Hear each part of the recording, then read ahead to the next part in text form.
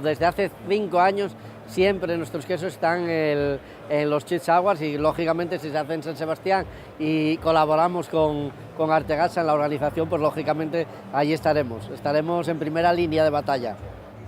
Es que Artegaza es una cooperativa que es un ejemplo a seguir en toda España, en Europa, con los problemas que hay de precio de la leche, de comercialización y tal. Artegaza es el espejo en el que nos tenemos que mirar todos.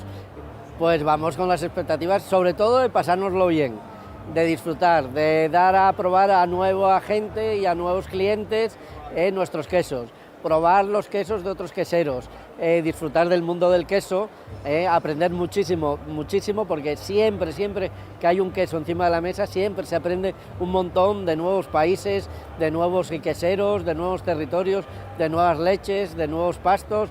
Es la mejor enciclopedia geográfica del mundo, el queso.